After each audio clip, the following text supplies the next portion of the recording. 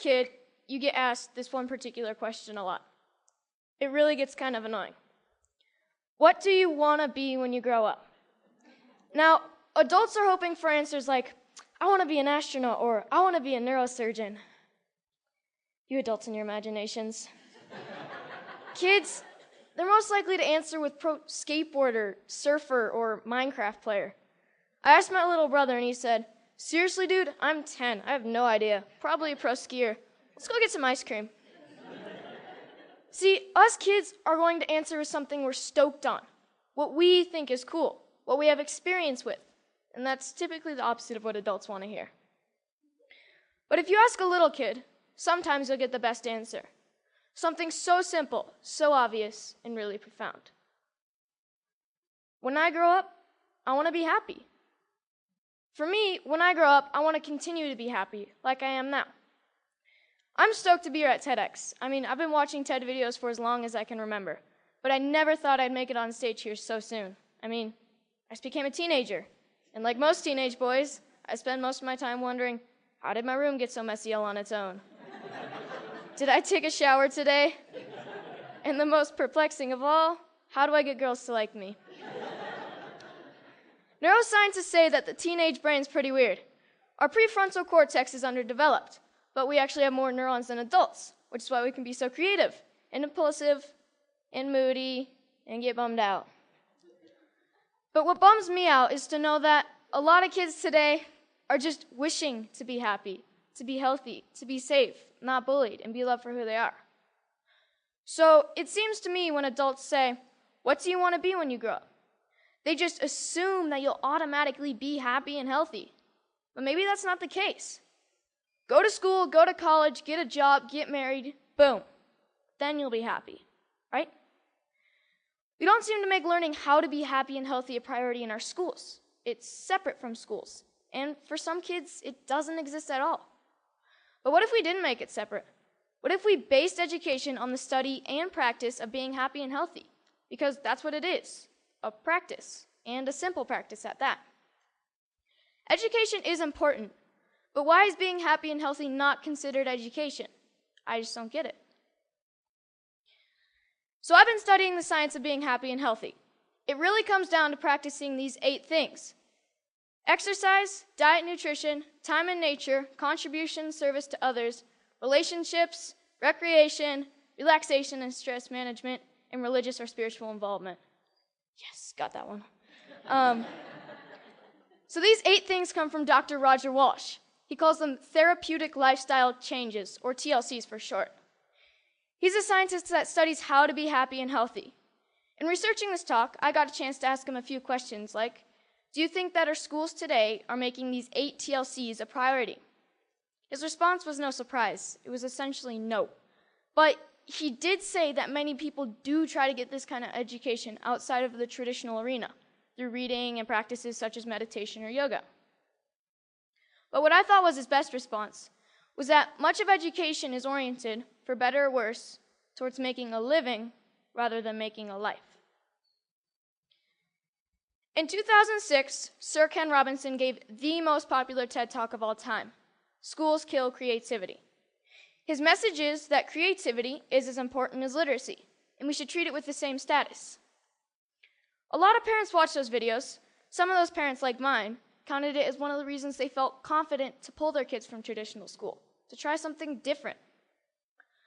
I realize I'm part of this small but growing revolution of kids who are going about their education differently. And you know what? It freaks a lot of people out. Even though I was only 9 when my parents pulled me out of the school system, I can still remember my mom being in tears when some of her friends told her she was crazy and it was a stupid idea. Looking back, I'm thankful she didn't cave to peer pressure, and I think she is too. So out of the 200 million people that have watched Sir Ken Robinson's talk, why aren't there more kids like me out there? Shane McConkey is my hero. I loved him because he was the world's best skier. But then one day I realized what I really loved about Shane. He was a hacker. Not a computer hacker. He hacked skiing. His creativity and inventions made skiing what it is today, and why I love to ski. A lot of people think of hackers as geeky computer nerds who live in their parents' basement and spread computer viruses. But I don't see it that way. Hackers are innovators. Hackers are people who challenge and change the systems to make them work differently, to make them work better. It's just how they think. It's a mindset. I'm growing up in a world that needs more people with the hacker mindset. And not just for technology. Everything is up for being hacked, even skiing, even education. So whether it's Steve Jobs, Mark Zuckerberg, or Shane McConkey, having the hacker mindset can change the world. Healthy, happy, creativity, and the hacker mindset are all a large part of my education. I call it hack schooling. I don't use any one particular curriculum, and I'm not dedicated to any one particular approach. I hack my education. I take advantage of opportunities in my community and through a network of my friends and family. I take advantage of opportunities to experience what I'm learning, and I'm not afraid to look for shortcuts or hacks to get a better, faster result. It's like a remix or a mashup of learning. It's flexible, opportunistic, and it never loses sight of making happy, healthy, and creativity a priority. And here's the cool part, because it's a mindset, not a system. Hack schooling can be used by anyone, even traditional schools. So what does my school look like? Well, it looks like Starbucks a lot of the time. But like most kids, I study a lot of math, science, history, and writing. I didn't used to like to write because my teachers made me write about butterflies and rainbows, and I wanted to write about skiing. It was a relief when my good friend's mom started the Squaw Valley Kids Institute, where I got to write through my experiences and my interests, while connecting with great speakers from around the nation, and that sparked my love of writing. I realized that once you're motivated to learn something, you can get a lot done in a short amount of time, and on your own. Starbucks is pretty great for that. Hacking physics was fun. We learned all about Newton and Galileo, and we experienced some basic physics concepts like kinetic energy through experimenting and making mistakes. My favorite was the giant Newton's cradle that we made out of bowling balls, I think. No, bocce balls. We experimented with a lot of other things like bowling balls and even giant jawbreakers.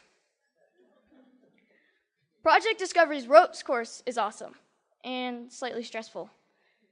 When you're 60 feet off the ground, you have to learn how to handle your fears, communicate clearly, and most importantly, trust each other.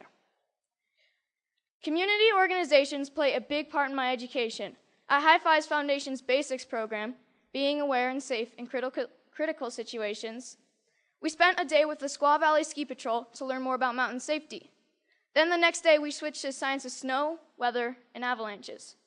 But most importantly, we learned that making bad decisions puts you and your friends at risk.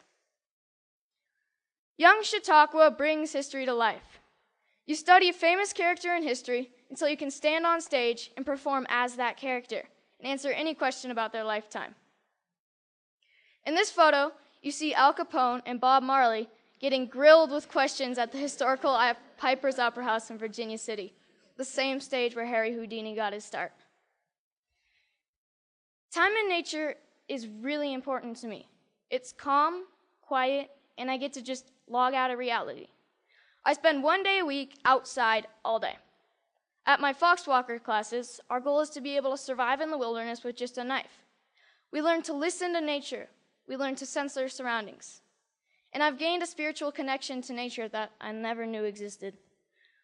But the best part is that we get to make spears, bows and arrows, fires with just a bow drill, and survival shelters for the snowy nights when we camp out. Hanging out at the Moment Factory, where they hand make skis and design clothes, has really inspired me to one day have my own business. The guys at the factory have showed me why I need to be good at math, be creative, and get good at sewing.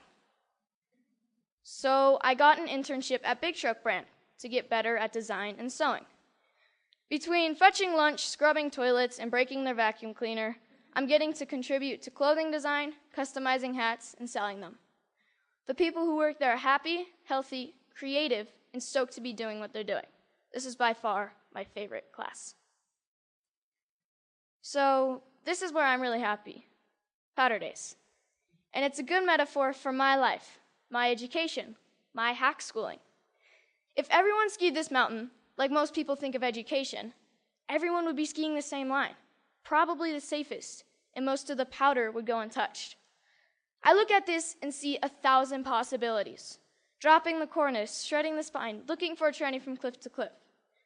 Skiing to me is freedom, and so is my education. It's about being creative, doing things differently. It's about community and helping each other. It's about being happy and healthy among my very best friends. So I'm starting to think I know what I might want to do when I grow up. But if you ask me, what do I want to be when I grow up? I'll always know that I want to be happy. Thank you.